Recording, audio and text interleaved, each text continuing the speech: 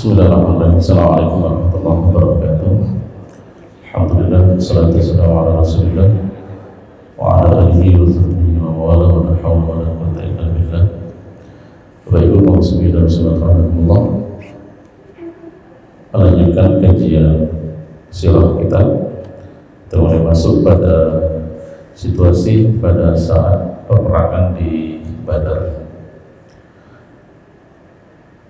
Setelah Rasulullah SAW sudah menempati posisinya dan sebagaimana usulan daripada sahabat Sa'ad bin Mu'adz untuk meletakkan posisi Rasulullah berada di satu tempat yang terlindungi dari sergapan kaum musyrikin, maka pada malam harinya Rasulullah SAW bermunajat meminta kepada Allah Subhanahu wa taala kemenangan bagi kaum muslimin di peperangan yang akan datang tersebut.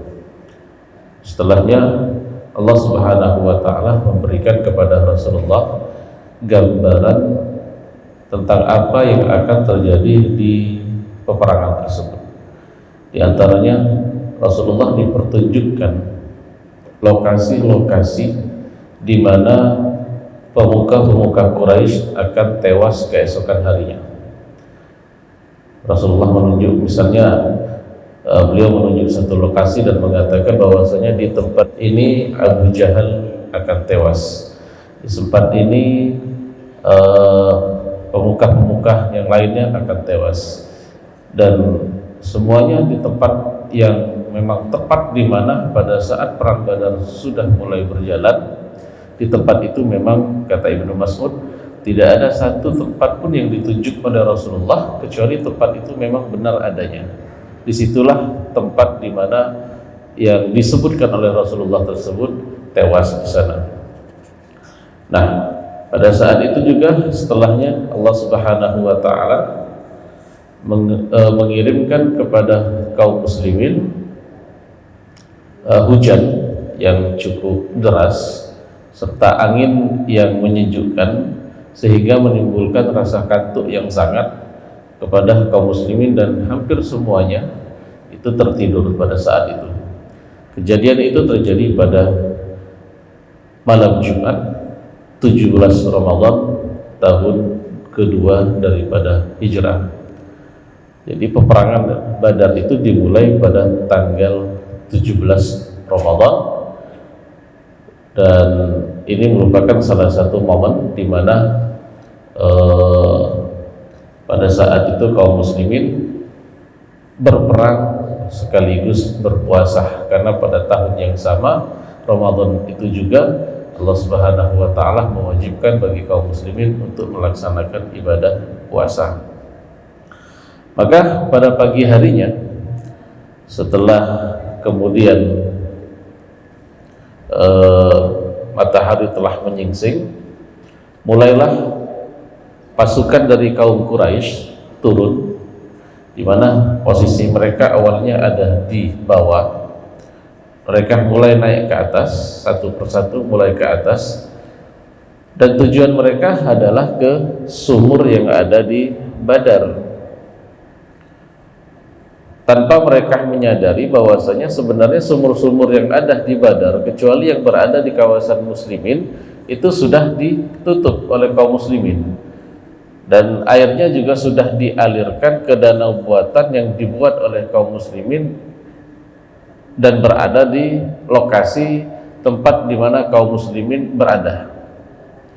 Satu persatu di antara mereka mencoba untuk datang, mencoba untuk mengambil air minum dari danau dengan cara menyerang kaum muslimin yang menjaga. Maka Rasulullah mengatakan, biarkan mereka mendekat dan serang. Maka tak satu pun di antara mereka yang mendatangi, yang mendekat, mencoba untuk mengambil air tersebut kecuali terbunuh. Hanya satu saja yang saat itu sempat mendekat dan tidak terbunuh, bernama Hakim bin Hizam. Hakim bin Hizam ini mendekat, dihalau, dan tidak terbunuh. Lalu kemudian dia masuk ke dalam agama Islam di kemudian harinya. Dan ini selalu diingat oleh Hakim bin Hizam, mengingat bahwasanya banyak sekali di antara rekan-rekannya yang berusaha untuk mendekat, tapi bagaimana mau mengambil. Yang menjaga daerah danau tersebut adalah Sayyidina Hamzah, yang sangat piawai dan sangat jago sekali dalam berperang, sehingga tak satu pun kecuali Hakim bin Hizam yang mendekat kecuali mereka ditebas oleh Sayyidina Hamzah. Dan ini menambah kesulitan daripada orang-orang musyrik, dikarenakan malam harinya mereka pesta-pesta, menghabiskan perbekalan sesuai dengan anjuran daripada Abu Jahal yang mengatakan malam ini kita pesta-pesta, besok kita bantai kaum muslimin. Maka ketika mereka mendapatkan kondisi seperti itu, mulailah mereka terjadi kegelisahan di antara pasukannya. Nah, setelah itu, setelah tidak ada lagi upaya untuk mendekati sumur yang dikuasai oleh kaum muslimin, maka orang-orang Quraisy ini mengutus Umair bin Wahab al-Jumahi untuk melihat kondisi kaum muslimin. Mereka ingin mengecek berapa sih jumlah kaum muslimin tersebut, pastinya ada berapa. Maka Umair bin Wahab ini jalan, muter dengan kudanya, muter dari atas dan melihat serta menghitung jumlahnya sekitar 300-an. Maka dia turun lalu membuat laporan dan mengatakan jumlah kaum muslimin itu kisaran 300-an, cuma kalian tunggu, aku akan mencoba untuk melihat di lokasi lainnya, takutnya nanti ternyata mereka menyiapkan pasukan yang akan menyerang dengan secara mendadak, yaitu pasukan tersembunyi. Maka dia muter lagi, tapi setelah dia muter berapa kali, dia bisa memastikan bahwasanya memang sudah tidak ada lagi pasukan kecuali 300 orang ini. Namun pada saat ia melihat wajah-wajah kaum muslimin, pasukan yang dipimpin oleh Rasulullah, Allah masukkan ke dalam dirinya rasa takut. Jadi ia melihat kaum muslimin itu wajah-wajah yang memang tidak takut mati. Maka ia kembali ke barisan kaum Quraisy lalu mengatakan, ini jumlah mereka memang segitu, tapi aku melihat bahwasanya mereka ini seperti mimpi buruk bagi kita. Tidaklah kita mampu membunuh salah satu di antara mereka kecuali mereka telah membunuh kita. Kalau begitu tidak ada gunanya peperangan ini, karena pada dasarnya tujuan peperangan sebenarnya sudah tercapai, menyelamatkan kafilah dagang. Kafilah dagang sudah selamat, sekarang cuma egonya Abu Jahal saja. Maka saat itu di antara barisan kaum musyrikin ini udah hari H, udah hadap-hadapan, mereka mulai goyang. Ada di antara mereka, ayolah kita balik, gak usah jadi aja perang ini. Maka kemudian hal ini di stop oleh Abu Jahal dengan memanggil Amir bin Al-Hadrami. Amir bin Al-Hadrami ini saudara daripada Abdullah bin Al-Hadrami yang tewas pada saat berhadapan dengan pasukan panah Abdullah bin Jahshin pada pengiriman ke-8 dari pasukan yang dikirim oleh Rasulullah. Nah, Amir bin Al-Hadrami ini pada dasarnya punya alasan kuat untuk menyerang. Maka ini dijadikan alasan oleh Abu Jahal untuk mengembalikan tekad daripada orang-orang Quraisy, sehingga kemudian kegoncangan yang sempat kisruh pada saat itu di barisan kaum Quraisy saat itu cukup balik adem lagi setelah pernyataan daripada Amir bin Al-Hadrami. Lalu kemudian ada yang unik pada saat pasukan sudah mulai saling mengintai, sudah saling melihat. Pada saat itu pemimpin kaum muslimin yaitu Rasulullah sedang menyusun barisan, di mana pada saat itu Rasulullah ini sangat detail sekali kalau masalah pasukan ini, Pak. Beliau menyusun dalam barisan yang teratur. Bahkan pada saat itu salah seorang sahabat yang bernama Sawad bin Ghaziyah itu agak mencong barisannya, maka didorong oleh Rasulullah menggunakan sarung pedang untuk diluruskan. Maka Sawad ini mengatakan, "Ya Rasulullah, engkau telah menyakitiku, maka berikan aku kesempatan untuk membalas." Para sahabat yang lain bilang, "Ini Sawad ini apaan ini?" Tapi Rasulullah mengatakan, "Kalau begitu balaslah wahai Sawad." Sawad menjawab, "Ya Rasulullah, pada saat engkau mendorong bagian perutku yang tidak tertutup, maka aku ingin membalas di lokasi yang sama." Maka dibuka oleh Rasulullah perutnya, ditampakkan, dan Sawad tahu-tahu mencium perut Rasulullah dan mengatakan, "Ya Rasulullah, keinginan terakhirku hanya satu, aku ingin bersentuhan kulit dengan kulit denganmu di akhir kehidupanku." Karena Sawad ini termasuk yang syahid nanti. Hanya itu aja keinginannya. "Ya Rasulullah, aku sudah memenuhi keinginanku dan tidak ada lagi yang kuinginkan di dunia ini." Ini kebaikan bagi beliau, bagi para sahabat itu berlomba-lomba untuk berdekatan dengan Rasulullah Sallallahu Alaihi Wasallam.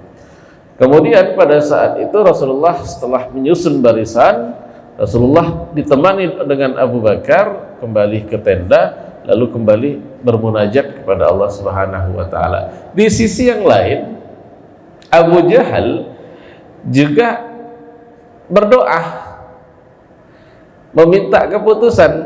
Apa kata Abu Jahal? "Ya Allah, apakah kami harus memutuskan tali kekerabatan dan menanggung akibat yang belum kami ketahui secara pasti? Maka hancurkanlah dia pada pagi ini. Ya Allah, siapakah yang lebih Engkau cintai dan lebih Engkau ridhai di sisimu, maka berilah ia kemenangan pada hari ini." Jadi dua-duanya berdoa. Ini diabadikan dalam Al-Quran pada surat Al-Anfal ayat 19. A'udzubillahi minasyaitonir rajim. "In tastaftihu faqad ja'akumul fath wa in tantahu fa huwa khairul lakum wa in ta'udu na'ud wa lan tughniya ankum fi'atukum syai'aw walau kasurat wa anallaha ma'al mu'minin." Jika kalian orang-orang musyrik mencari keputusan, maka telah datang keputusan kepada kalian. Dan jika kalian berhenti, maka itulah yang lebih baik bagi kalian. Dan jika kalian kembali, niscaya kami akan kembali. Dan sesungguhnya Allah Subhanahu wa taala bersama orang-orang beriman. Jadi sama-sama ini doa nih. Sama-sama doa. Mana yang paling baik di antara mana yang salah, hancurkan. Seperti itu. Nah, setelah mulai saling berhadapan, siapa pemicu pertama dari peperangan ini? Yaitu seorang laki-laki yang memiliki badan yang besar dan buruk akhlaknya. Namanya adalah Al-Aswad bin Abul Asad Al-Makhzumi. Dia ini perangainya memang kasar, dan dia tunjukkan pada saat di perang Badar tersebut. Dia keluar dari barisan kaum musyrikin dan mengatakan, "Aku bersumpah akan benar-benar mengambil air minum dari kolam kalian, atau aku akan menghancurkannya, atau lebih baik aku akan mati karenanya." Jadi dia nantangin yang jaga sumur itu, dan mengatakan, "Aku akan menghancurkannya, atau kalau kalian bisa, kalian bunuh aku." Maka dia datang, badannya besar, bawa pedang, bawa peralatan untuk ngancurin sumur. Tapi pada saat dia mendekati sumur, disambut oleh Sayyidina Hamzah. Sama-sama badannya besar, sama-sama kasar. Maka mereka sudah saling berhadapan satu sama lain, sudah saling serang. Tapi pada saat dia menyerang, ditangkis oleh Sayyidina Hamzah, lalu oleh Sayyidina Hamzah menunduk dan menyabet kakinya sampai putus betisnya. Tapi memang Al-Aswad ini orangnya teguh pendiriannya. Dalam kondisi kakinya sudah tidak ada, dia merangkak. Jadi benar-benar dia pegang omongannya. Lebih baik mati daripada tidak bisa ngambil air dari kolam tersebut. Dia merangkak menuju air kolam tersebut, ingin menghancurkan kolam, didekati oleh Sayyidina Hamzah, lalu kemudian disabet sampai dia tewas. Ini adalah orang pertama yang menjadi korban dalam perang Badar. Kemudian melihat kondisi seperti itu, heboh barisan kaum musyrikin, heboh. Wah, tidak bisa nerima nih. Ini korban pertama bukannya dari jumlah yang sedikit, malah dari kita. Maka keluarlah 3 orang penunggang kuda dan terkenal dengan keahliannya, kepandaiannya dalam berperang memakai kuda. Dan mereka ini 3 orang ini semuanya bersaudara. Yang pertama adalah Utbah bin Rabi'ah, kemudian Syaibah bin Rabi'ah, dan yang ketiga Al-Walid bin Utbah. Utbah bin Rabi'ah dan Syaibah bin Rabi'ah ini adalah bersaudara. Kemudian Al-Walid ini adalah anak daripada Utbah. Jadi 2 saudara dengan 1 anak. Keluar mereka, lalu ini ke tradisi pada zaman dulu, sebelum mulai berperang ada adu tanding sampai mati. Keluar mereka lalu mengatakan, kami menantang kalian kaum muslimin. Maka keluarlah 3 pemuda Ansar, yaitu Al-Auf bin Haris, Muawiz bin Al-Haris, dan Al-Afra, dan Abdullah bin Rawaha. Al-Haris, Muawiz bin Auf bin Al-Haris, Muawiz bin Al-Haris, dan Abdullah bin Rawaha. Ketiganya berasal dari Ansar. Mendengar tantangan dari orang-orang Quraisy, mereka panas, maju mereka. Tapi pada saat mereka sudah keluar, ditanya sama Utbah, kalian siapa? Mereka mengatakan, kami orang-orang Ansar. Maka Utbah mengatakan, kami tidak menginginkan kalian. Yang kami cari orang-orang dari keluarga kami. Kalian pergi ganti dengan yang lain. Jadi yang mereka tantang itu orang-orang yang datang dari Makkah, orang-orang muhajirin. Lalu kemudian terdengar suara teriakan dari barisan kaum musyrikin. Wahai Muhammad, utuslah orang-orang terpandang dari kaum kalian.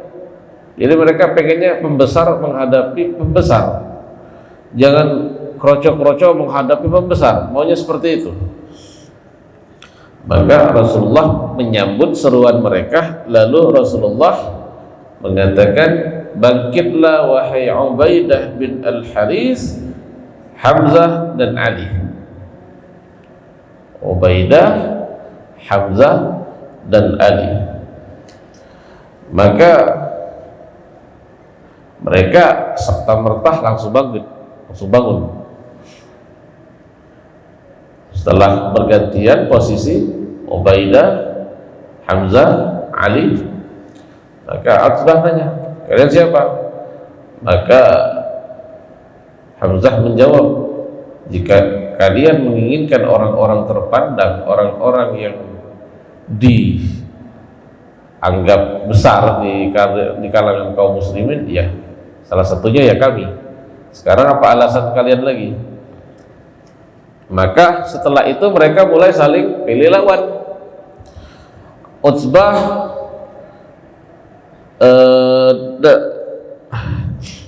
Ubaidah ini yang paling tua. Ubaidah berhadapan dengan Utbah, Utbah tua dengan tua. Kemudian Syaibah saudaranya Utbah berhadapan dengan Hamzah. Kemudian Ali berhadapan dengan anaknya Utbah yaitu Al-Walid. Maka mulai terjadi perang tanding. Dan kita tahu bahwasanya Hamzah sudah tidak diragukan lagi kemampuannya dalam berperang, sehingga dalam waktu singkat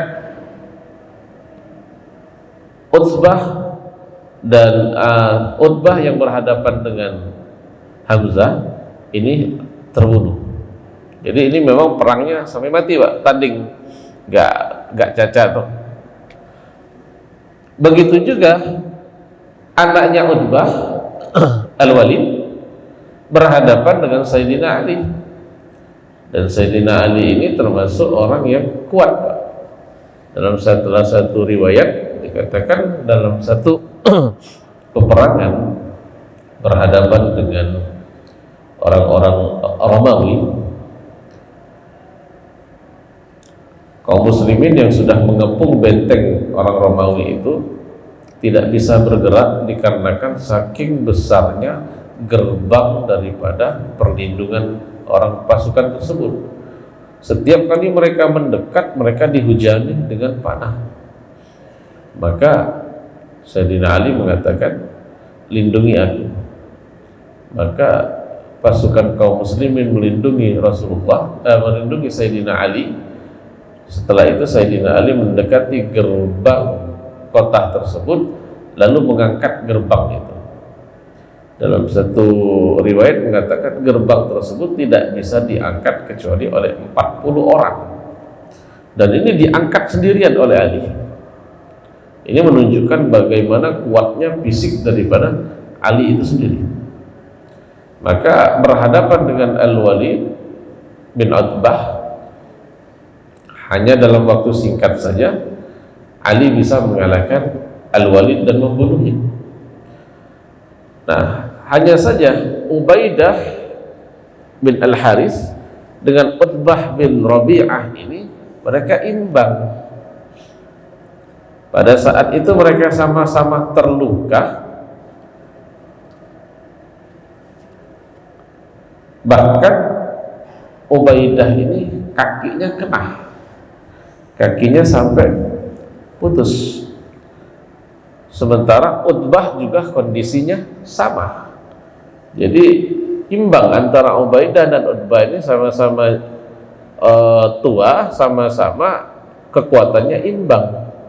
Nah, melihat kondisi tersebut, karena pada dasarnya di sini kan 3 lawan 3. Jadi kalau salah satunya sudah menang, punya hak untuk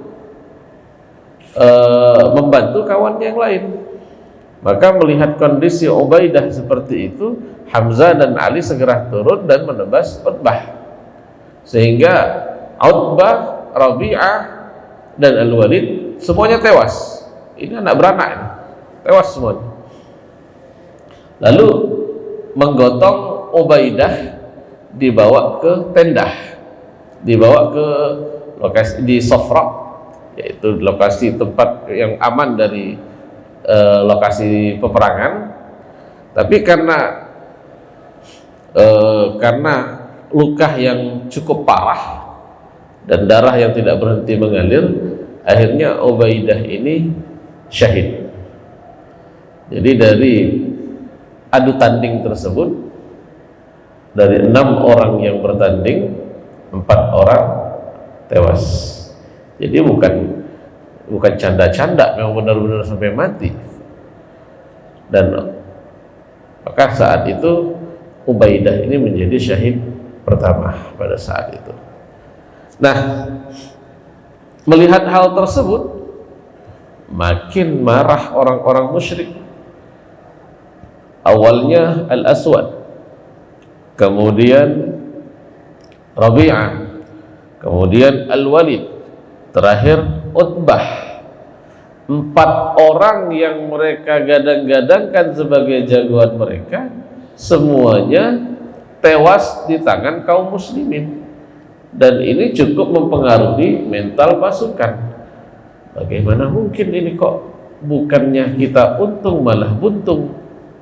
Maka pada saat itu pasukannya sudah mulai panas saat itu, maka dimulailah peperangan tersebut.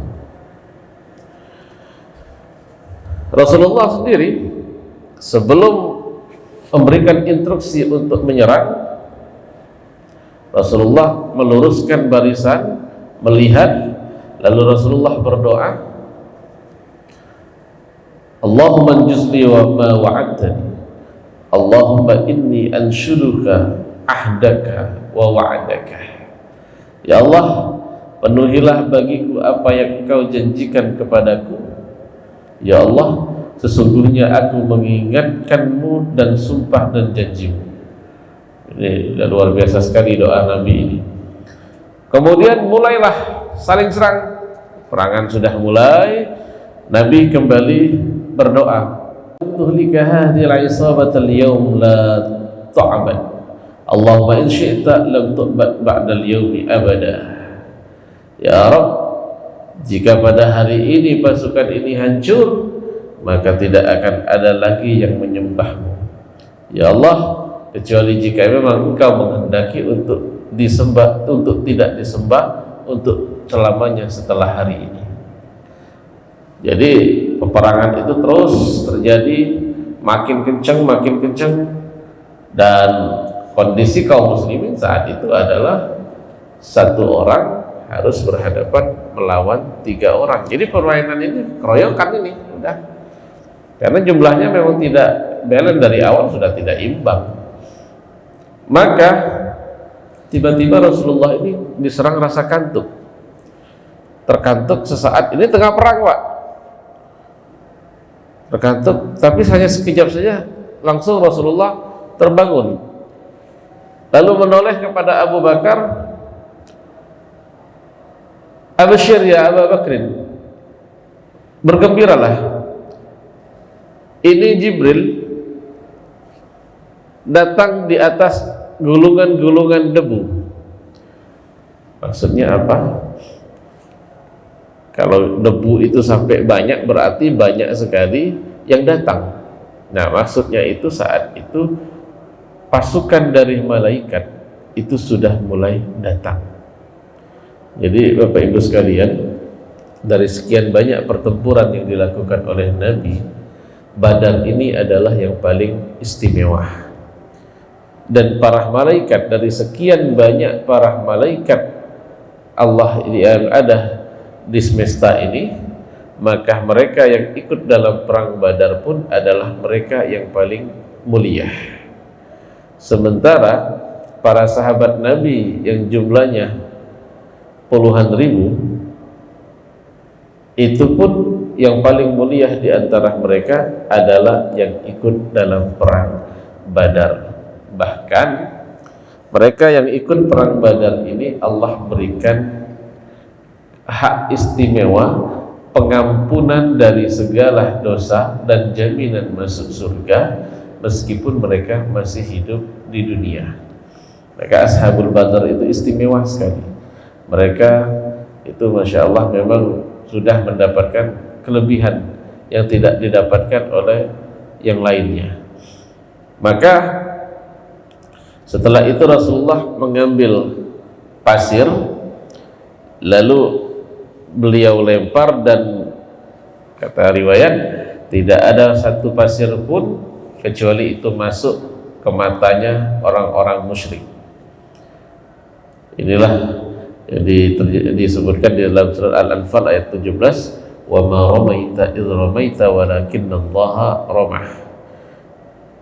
Dan bukan kamu yang melempar atau menyampaikan sasaran saat kamu melempar, tapi Allah lah yang melempar. Jadi dalam peperangan tersebut, saat itu pasukan kaum muslimin sebenarnya kondisinya didesak, karena dengan jumlah yang cukup sedikit berhadapan dengan yang jumlahnya yang luar biasa banyak. Maka saat itu Rasulullah mulai memberikan instruksi, Beliau memompa semangat para sahabat dan mengatakan, demi diri Muhammad yang ada di tangannya, tidaklah seseorang di antara mereka berperang pada hari ini dengan sabar dan mengharap keridhaan Allah, maju tanpa mundur, melainkan Allah akan memasukkannya ke dalam surga yang luasnya seluas langit dan bumi. Maka di sebelah Rasulullah saat itu ada Umar bin Al-Hammam, salah seorang sahabat Nabi, mengatakan bah, bah. Maka Rasulullah bertanya, ada apa wahai Umar?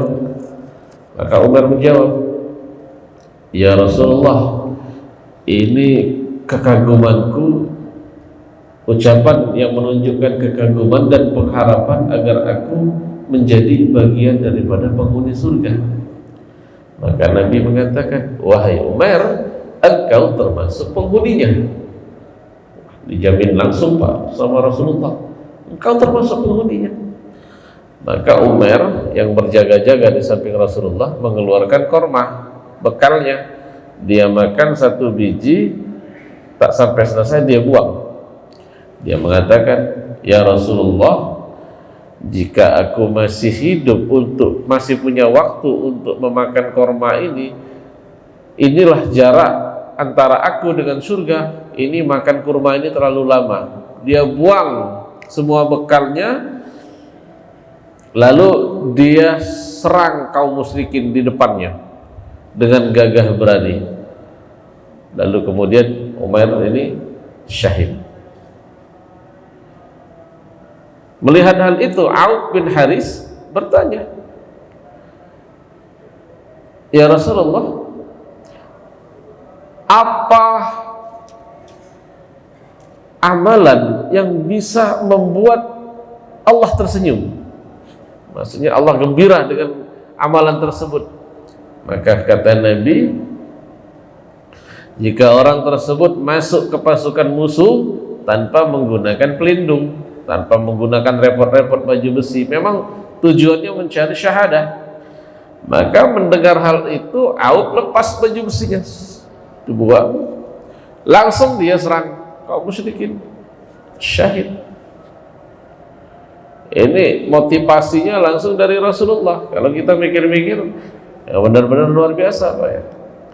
Hidup tujuannya cari ridha Allah, pengen cari surga. Lah Nabi udah bilang, kamu bakal masuk surga kalau kamu seperti ini. Otomatis langsung, ini udah nggak ada gunanya lagi hidup. Buat apa? Lawang Nabi sudah jamin surga. Kalau kita melakukan hal tersebut, ini surga ada di depan mata. Maka para sahabat sering mengucapkan kalimat, aku mencium aroma surga dari lokasi peperangan. Ini karena mereka sudah mendapatkan suntikan motivasi yang luar biasa dari Rasulullah Sallallahu Alaihi Wasallam. Kemudian Rasulullah menginstruksikan kepada kaum muslimin yang awalnya diserang habis-habisan. Nabi bilang, lakukan serangan balik. Ini kalau secara siasat perang ini konyol, jumlah sedikit tapi kok nyerang balik. Tapi Nabi tahu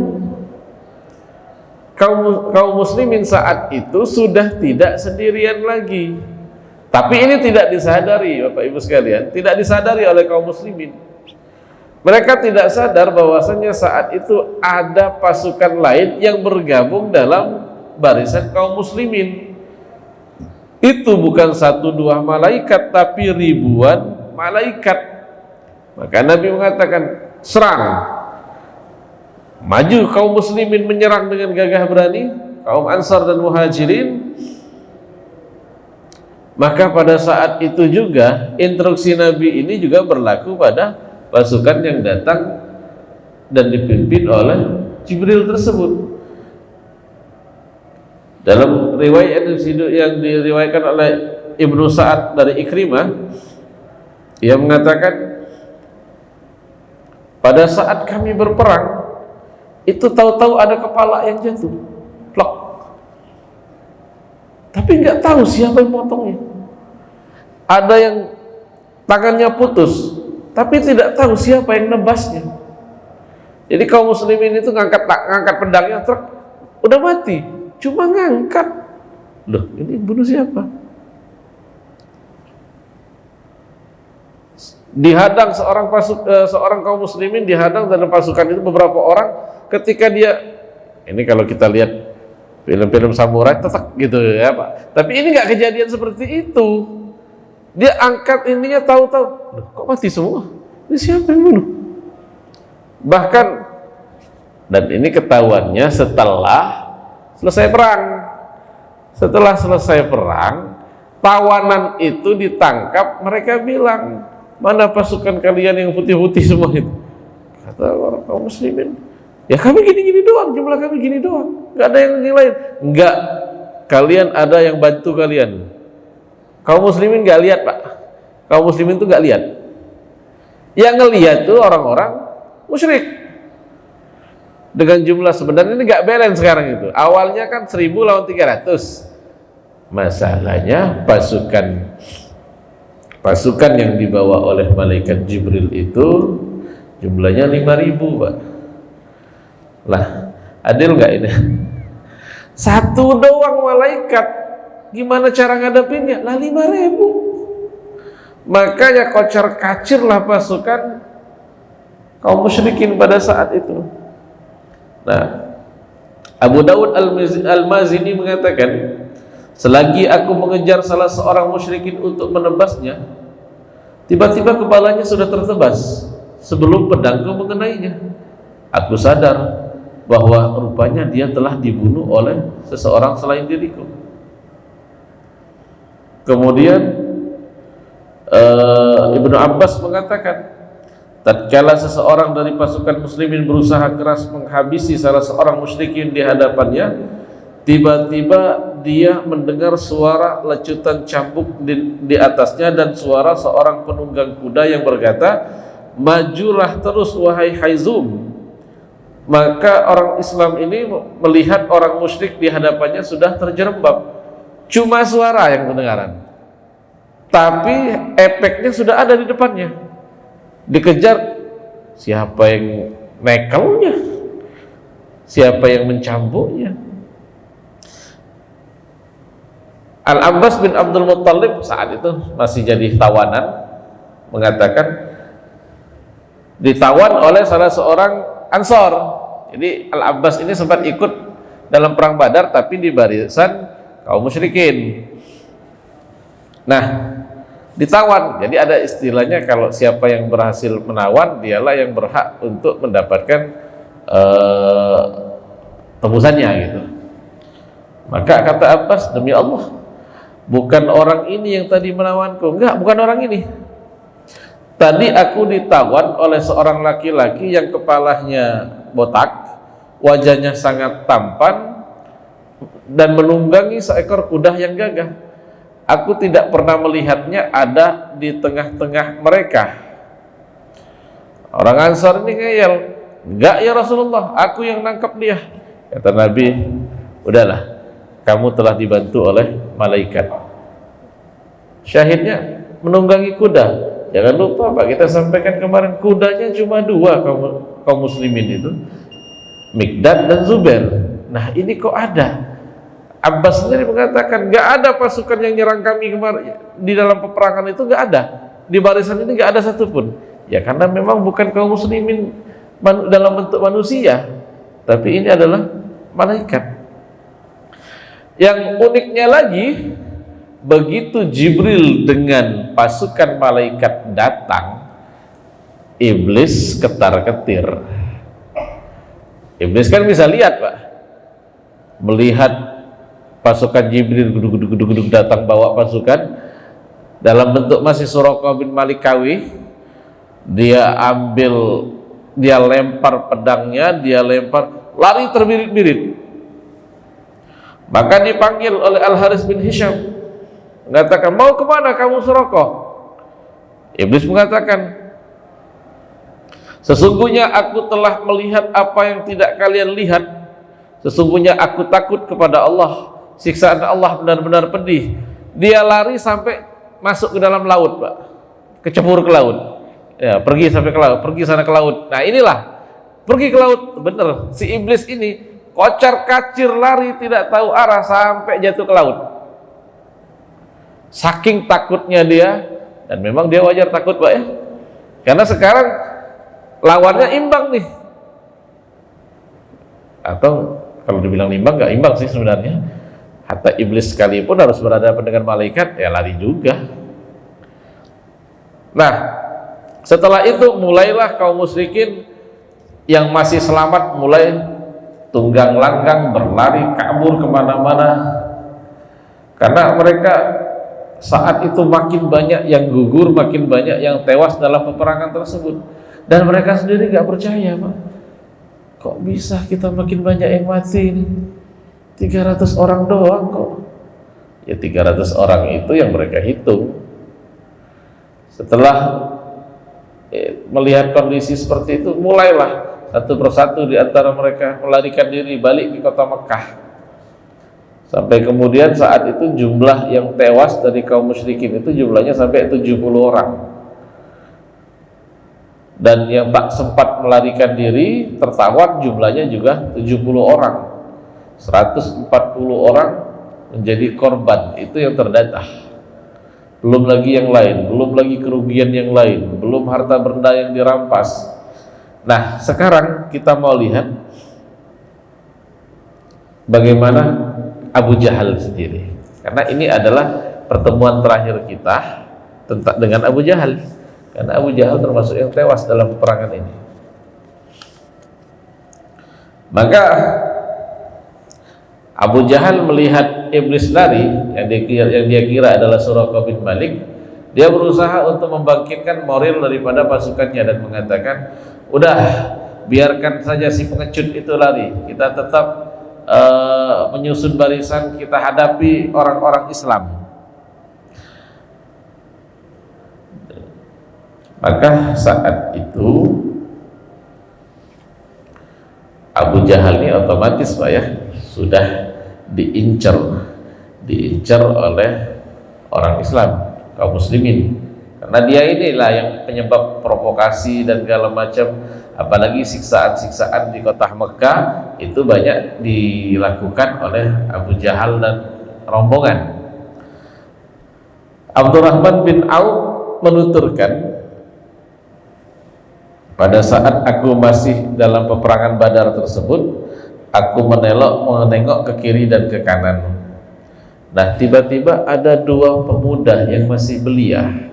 Dalam riwayat usia mereka antara 15 sampai 16 tahun. Masih kecil sekali. Mereka ini sebenarnya tidak diizinkan oleh Nabi. Cuma ngeyel. Dua bersaudara ini.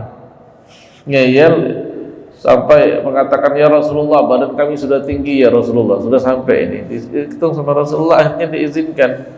Tujuannya untuk membantu perbekalan, bukan terjun perang langsung. Tapi kedua saudara ini punya niat tersendiri. Apa niatnya? Mereka ingin menjadi orang yang membela Rasulullah dengan membunuh Abu Jahal. Lucunya, mereka tuh nggak tahu Abu Jahal itu yang mana. Mereka Ansor, orang Ansor, nggak tahu mereka yang mana. Maka dalam peperangan itu mereka tengok-tengok ngelihat Abdurrahman bin Auf. Mereka datangi, lalu mengatakan, wahai paman,